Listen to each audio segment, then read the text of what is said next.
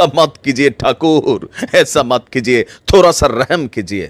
तो मोदी ने कहा हमें तो उसको कह दो कि हम उल्टा ही लटकाएंगे, इतना मारेंगे कि इंडिया आने की उन लोगों को जो ख्वाहिश थे वो मिटे जाएंगे। আমার হিন্দি অনেকটা দুর্বল, সত্যি বলছি মাড়ি।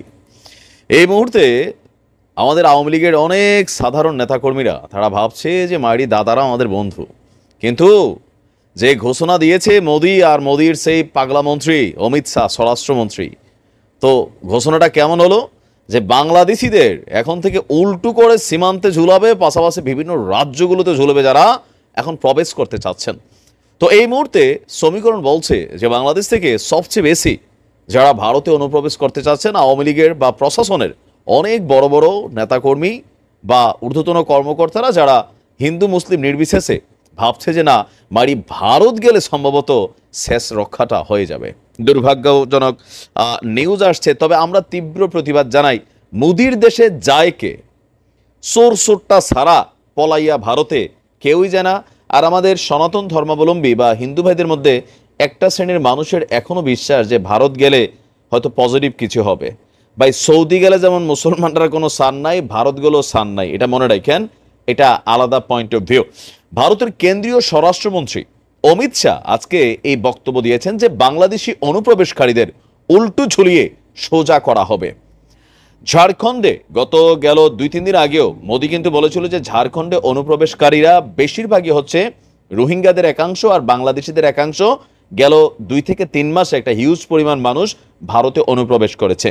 তো রোহিঙ্গারা তো নর্মালি যে কোনো জায়গা থেকে তারা ট্রাই করে ঢোকার জন্য, কিন্তু বাংলাদেশ থেকে এই মুহূর্তে হিন্দু মুসলিম যে শ্রেণীটা ভারত ঢুকতেছে তারা কারা? এদের মধ্যে 80 বা 90% হচ্ছে আওয়ামী লীগের বিভিন্ন নেতাকর্মী, পাশাপাশি বিচারপতি মানিকের মতন অথবা প্রশাসনের অনেক কর্মকর্তারা যারা গ্রেপ্তার হচ্ছেন সীমান্তে তাদের মতনই লোক। অমিত শাহ বলছে ভোট ব্যাংক হারিয়ে যাওয়ার ভয়ে জেএমএম আর জেডি এবং কংগ্রেস অনুপ্রবেশ বন্ধ করছে না। যদি আপনারা ঝাড়খণ্ডের সরকার পরিবর্তন করেন তাহলে আমি প্রতিশ্রুতি দিচ্ছি ঝাড়খণ্ড থেকে একজন করে সকল রোহিঙ্গা এবং সকল বাংলাদেশি যারা ইতিমধ্যে প্রবেশ করেছে অথবা ভবিষ্যতে প্রবেশ করতে গিয়ে আটক হবে প্রত্যেকটারে বের করে দিব। তবে বের করার আগে হালকা উল্টা করে ঝুলাইয়া ফ্রাই করারও পরিকল্পনা তার মাথায় আছে।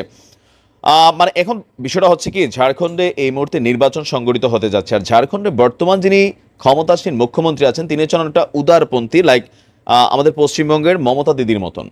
সেখানে তারা হিন্দু মুসলমান যে সাম্প্রদায়িক সম্প্রীতি সেটাকে ব্যালেন্স রেখেছে, আর এটাতেই মাথা নষ্ট হয়ে গেছে মোদী সরকারের। যে কোনো মূল্যে যে কট্টর হিন্দুত্ববাদী মেন্টালিটিটাকে এস্টাবলিশ করার জন্য ঝাড়খণ্ডের মানুষদেরকে এই জিনিসটা তারা প্রকাশ করতে চাচ্ছে বা প্রমাণ করাতে চাচ্ছে যে না, আজকে ঝাড়খণ্ডের এই দুরবস্থার কারণ হচ্ছে ঝাড়খণ্ড রাজ্য সরকারের যে উদার নীতি, ইভেন সেখানে কংগ্রেস সহ আরও যে দলগুলো আছে তাদের উদার নীতিটাই আসলে ভারতকে নষ্ট করতেছে। তবে ভারতের এই অভিযোগ কিন্তু একাংশে সত্য কোনটা, যে প্রচুর বাংলাদেশি ভারতে অনুপ্রবেশ করে, তবে কিছু আছে আপনার হচ্ছে কাজের মাধ্যমে যাচ্ছে, কাজের জন্য যাচ্ছে, আবার চলে আসতেছে, সেখানে অবৈধভাবে তারা আশ্রয় নিচ্ছে না।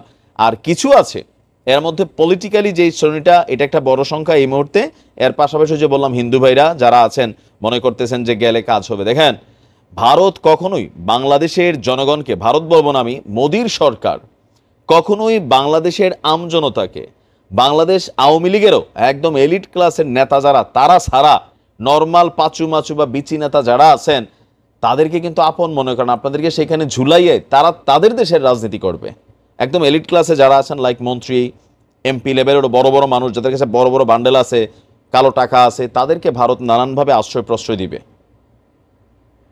ভারত কখনোই চায় না যে বাংলাদেশের জনগণ টু ভারতের জনগণের মধ্যে এই সম্পর্কটা তৈরি করবে। এটা সরকার টু সরকার হচ্ছে, আর এখন দিন শেষে এই ঘোষণা